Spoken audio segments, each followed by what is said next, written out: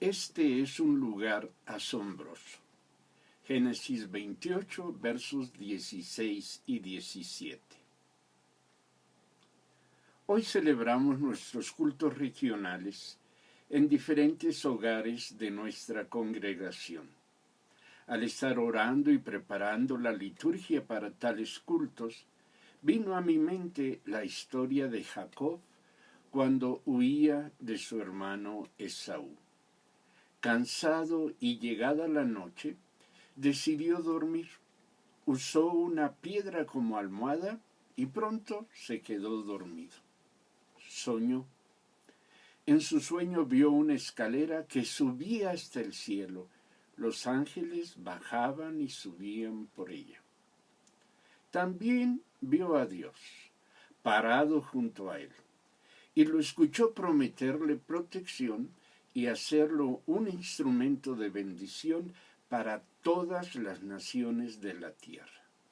Dios terminó sus palabras diciéndole: jamás te abandonaré sin haberte cumplido mis promesas.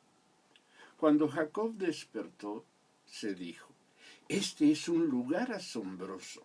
Es nada menos que la casa de Dios y la puerta del cielo. Desde niño, este relato me ha emocionado. Sé que el mismo es eso, un relato de la experiencia personal de Jacob. No contiene ni una promesa ni un mandato para nosotros.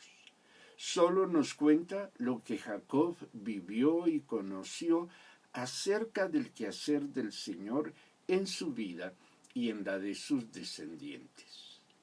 Pero a la luz de la celebración de nuestros cultos regionales en diferentes lugares, surgen ciertas reflexiones que hoy comparto contigo.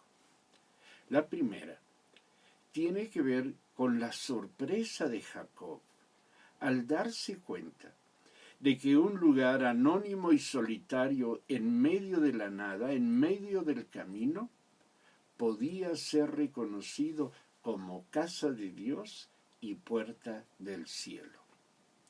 Nuestra cultura religiosa ha hecho del templo el espacio de Dios. Vamos al templo para encontrarnos con Dios porque el templo, decimos, es la casa de Dios.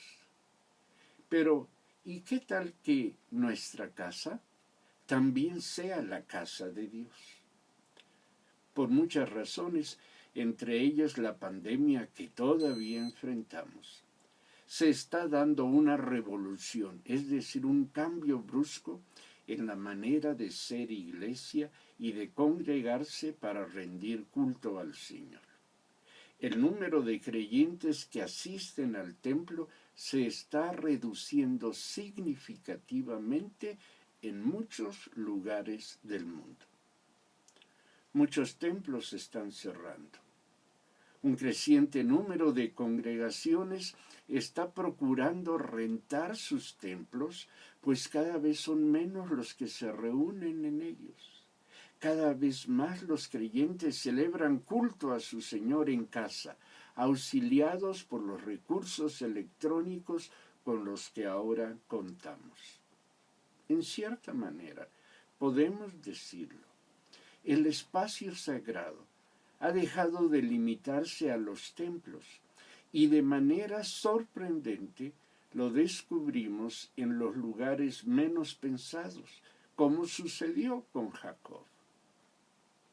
Sin embargo, tanto quienes se empeñan en asistir a los templos como quienes celebran culto desde sus hogares comparten una inquietud.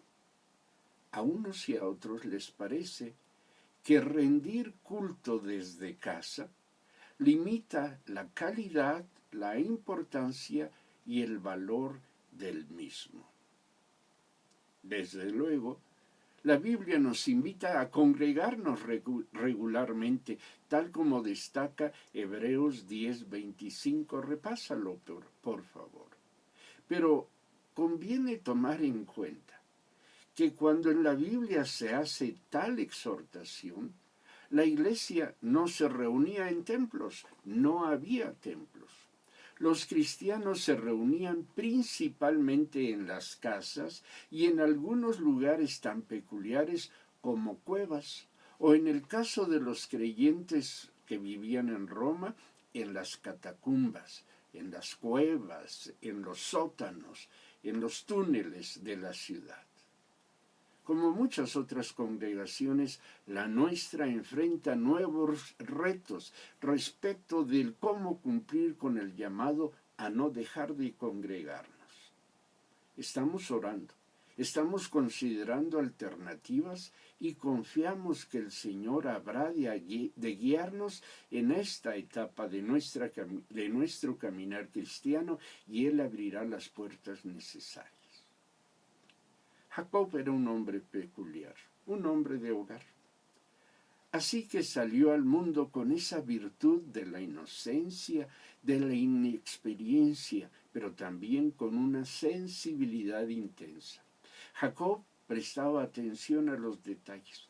Por eso es que pudo darse cuenta de que el lugar donde durmió era un espacio sagrado.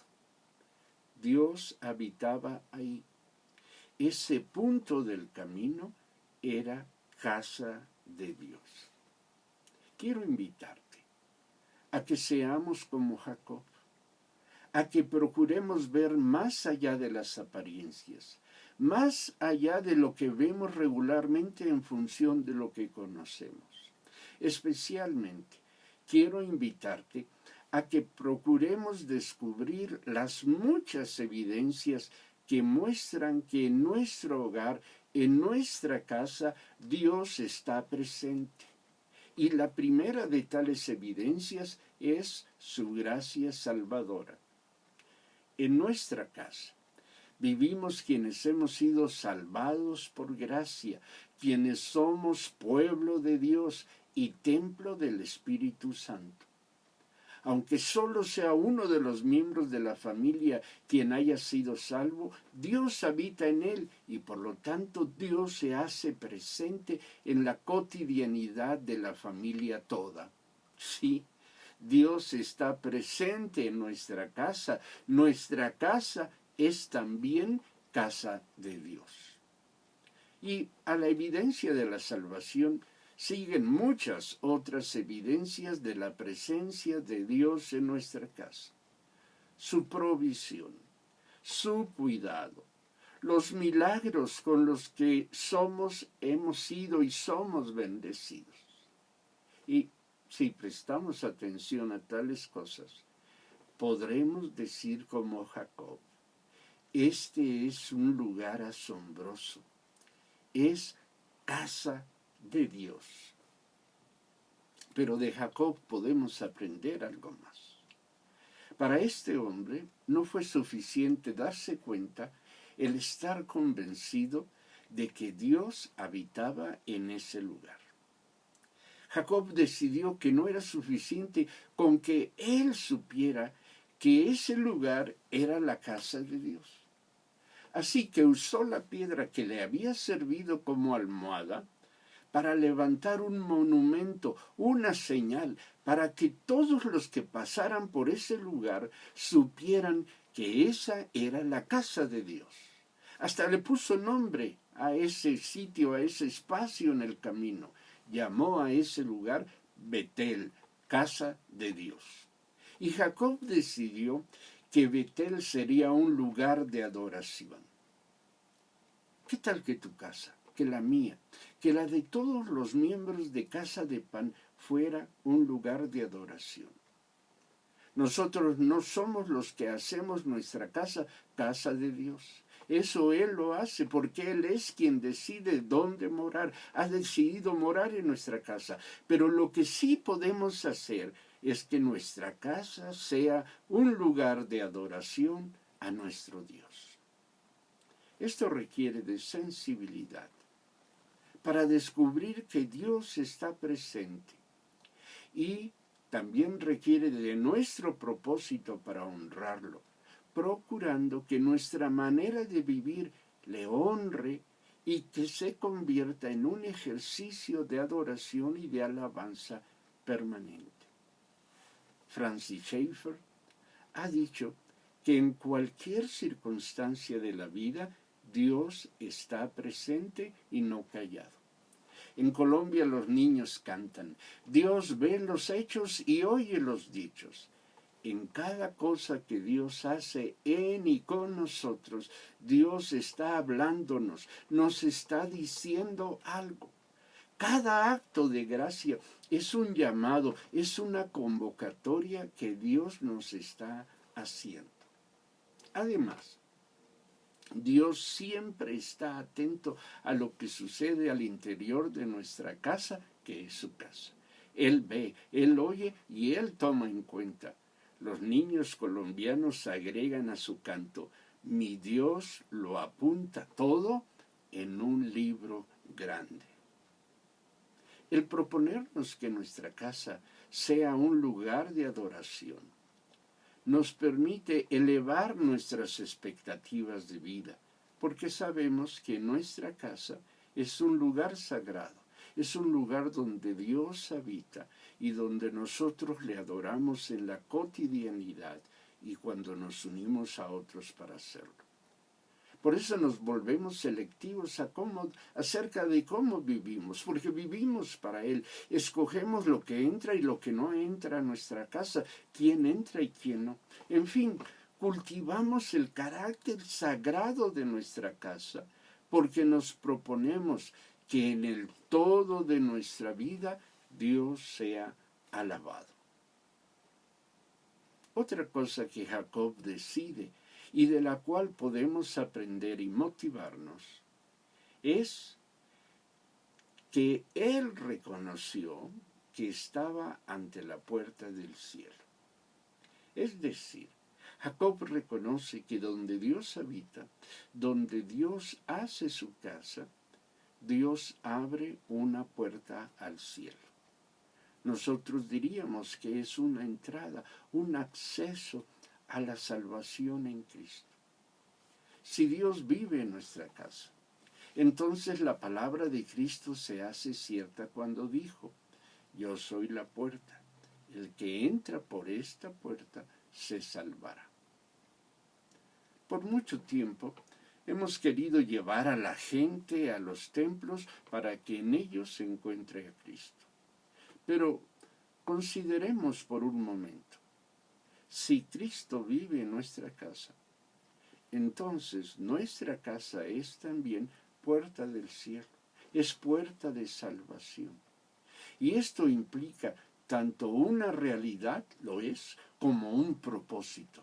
Nos proponemos que así sea. En una de las calles del centro de nuestra ciudad, por mucho tiempo convivieron un templo evangélico y una cantina llamada la Asamblea. Curiosamente, la palabra iglesia viene de asamblea. Y siempre que pasaba yo por ahí, me llamaba la atención que el templo estaba generalmente cerrado y la asamblea siempre abierta. Nuestras casas, puerta del cielo, permanecen abiertas o cerradas para quienes quieren y necesitan entrar al cielo. Al invitarte a celebrar nuestros cultos regionales, también quiero animarte para que hagas saber a otros que ahí donde vives y en donde te reúnes es puerta del cielo. Más aún, quiero invitarte a que te propongas hacer saber a tus vecinos y conocidos que si quieren saber cómo estar en comunión con Dios, pueden venir a tu casa y ahí tú podrás mostrarles el camino al Señor. Serás como esos ángeles que bajaban y subían a los que vio Jacob. Al hacerlo, abrirás puertas de salvación. Pero si no lo haces, las cerrarás y dejarás y animarás a quienes están buscando respuesta a sus vidas de muerte para que busquen en lugares equivocados. ¿Cómo se iban a la asamblea, la cantina, porque el templo estaba cerrado? Recuerda tu casa, sí, ahí donde vives, donde despertaste esta mañana y dormirás esta noche, es casa de Dios y es puerta del cielo. Termino destacando que cuando Jacob despertó, tuvo miedo. Se dio cuenta de que el lugar donde había dormido era un lugar sobrenatural, que por lo tanto debía ser tratado de manera especial. Déjame decir que si Dios vive en tu casa y tu casa es casa de Dios y puerta del cielo, no puedes vivir en tu casa de cualquier manera. Tu casa no es cualquier casa. Así que somos llamados a vivir considerando el carácter sagrado de las mismas. Somos llamados a habitar nuestras casas con temor reverente, porque Dios vive en ellas. Nuestras casas son lugares asombrosos. Este domingo, al celebrar culto a Dios en las casas de algunos de nosotros, te animo a que tengamos presente lo que aquí te he propuesto y te propongo, a que lo consideres a la luz de la celebración de nuestro culto, pero también considerando que cada día hacemos nuestra vida ahí donde Dios está presente y no callado. Está atento a lo que hacemos y a lo que decimos. Así que conviene que nos hagamos el propósito de que el todo de nuestra vida sea culto de alabanza que ofrecemos a Dios con todo el corazón. A esto los animo, a esto los convoco en el nombre del Señor. Y que el Señor los bendiga.